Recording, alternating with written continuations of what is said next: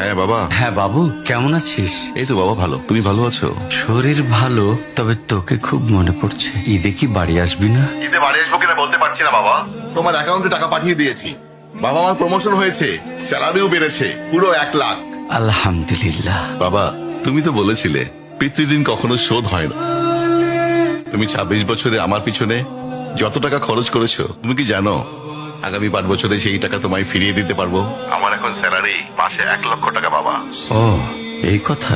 তাহলে শোন, তোকে একটা গল্প বলি। বলো বাবা। তোর বয়স যখন 4, তখন আমার বেতন 3,000 টাকা। 1200 টাকা ঘর ভাড়া দিয়ে 1800 টাকায় চলে সংসার। আমি আমার সাধ্যমতো সারা জীবন চেষ্টা করেছি তোর মাকে সুখী করতে, প্রতি ঈদে কোরবানি দিতে। তোকে যেবার প্রথম স্কুলে ভর্তি করালাম, সেবারই প্রথম আমরা আমাদের কোরবানি দিতে পারিনি। সে বছর তোর মাকেও কোনো উপহার দিতে পারিনি। তুই যখন ভার্সিটিতে উঠলি, আমাদের অবস্থা তখন মোটামুটি ভালো, কিন্তু খুব কষ্ট হয়ে গিয়েছিল যখন আমার ট্রান্সফার হয়।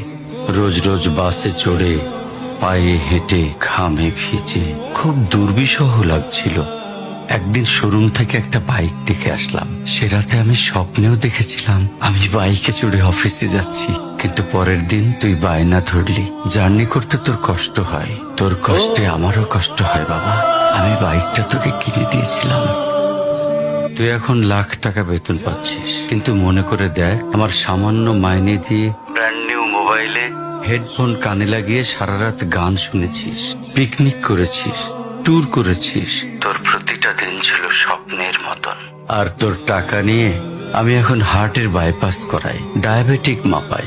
জানিস বাবা, আমার মাছ খাওয়া নিষেধ, মাংস খাওয়া নিষেধ। কি করে এত টাকা খরচ করি বল? তোর টাকা নিয়ে তাই আমি কল্পনার হাট বসাই।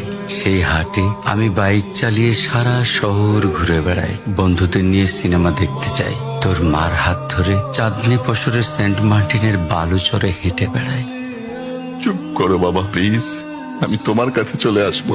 তোমার টাকা না, আমি তোমার ভালোবাসা তোমায় ফিরিয়ে দিব বাবা। বোকা ছেলে, বাবাদের ভালোবাসা কখনো ফিরিয়ে দেওয়া যায় না। তোকে একটা প্রশ্ন করি বাবা, ধর তুই, আমি আর তোর খোকা তিনজন এক নৌকায় বসে আছি। হঠাৎ নৌকাটা ডুবতে শুরু করলো। যে কোনো একজনকে তুই বাঁচাতে পারবি, কাকে বাঁচাবি? উত্তর দিতে হবে না। ছেলেরা বাবা হয়, বাবারা কখনো ছেলে হতে পারেনি। পৃথিবীতে সবচেয়ে ভারী জিনিস কি জানিস? পিতার কাঁধে পুত্রের লাশ। আমি শুধু জায়নামাজে বসে একটা জিনিস চাই, আমার কবরের ঘরটায় যেন আমি আমার ছেলের কাঁধে চলে যাই। তাহলে তুই একটা ঋণ শোধ করতে পারবি, তোকে কোলে নেয়ার ঋণ।